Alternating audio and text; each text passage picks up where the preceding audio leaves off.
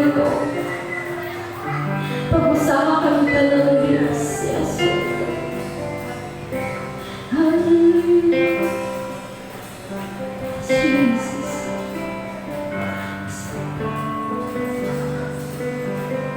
Ang opening prayer akong hatag ni Pastor Tito.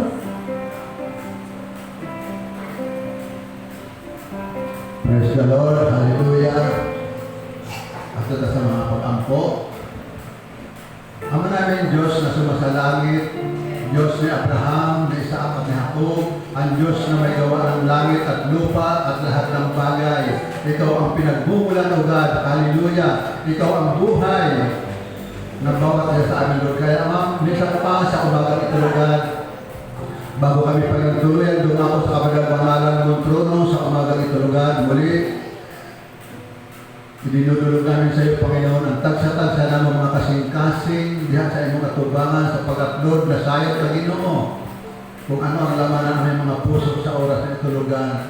Kaya, Lord, minsan pa, kung may nakikita ka mga Panginoon na narumihan, bahid ng kasalanan sa iyong mga puso sa oras na itulugan, muli, patawarin mo kami, Panginoon, at linisin mo ang mga puso isipan, upang kami maging karapat-dapat, Panginoon, na humarap at tumayo sa iyong banal na presensya. Kinikilala namin, Panginoon, ang iyong kabanalan, ang iyong kapangyarihan, at pag-ibig na walang hanggan. Salamat po, Diyos, tunay na pinatawad mo ng bawat isa sa amin at nilinis mo na kami ng banal mong dugo. At Lord, malaya ka, Panginoon, makagalaw, makakilos sa bawat isa sa amin, sa pagkasulong ng lugar nito, Panginoon. Hallelujah. Let your holy presence, Panginoon, ay palaganapan, Panginoon, na iyong kaluwalhatian, ang apatasulong ng lugar nito, Panginoon, sa loob at sa labas, Panginoon. Patuloy ka maghari, Lord. Hallelujah. Sa pagkatuloy ako, Panginoon.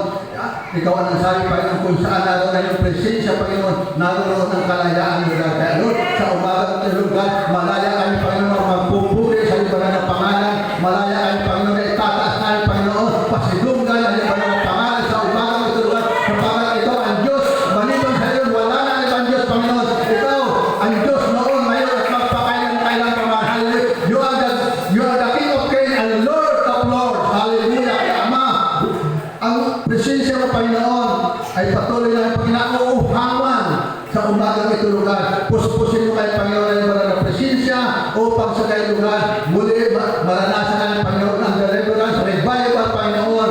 Hallelujah. In your presence, Lord God. Salamat po, Ma. Salamat, Panginoon. Ngayon pa lang, lugar, dinideklar na namin, Panginoon, at kineklar na namin, Panginoon, ang katagumpay ng lugar, na gagawin ng Panginoon sa umagang ito, sa kalagitnaan, lugar. Thank you, Lord. To you alone, the glory, praise and honor, thanksgiving and adoration. In Jesus' mighty name we pray. And everybody say, Amen and Amen. Praise the Lord. Hallelujah. Praise God. So, pareho abli sa kung ato naman kami Bible.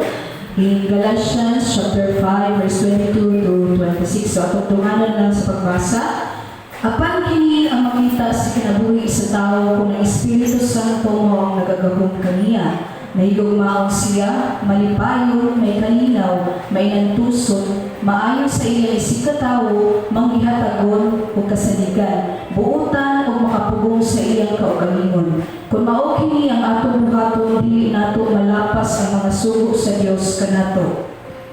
Gilansang na sa mga tao nga iya na ni Kristo Jesus ang ilang tawhanon nga mga kinaiya o tinguha dito sa krus. Ug tungod kay gatagan na kita og bag-o nga kinabuhi sa Espiritu Santo, kanahanglan nga nasunod kita kaniya, dili kita magpasigaro o makikaway ug likayan nato ang pagsinahay. Dalay ko ng puno sa Dios.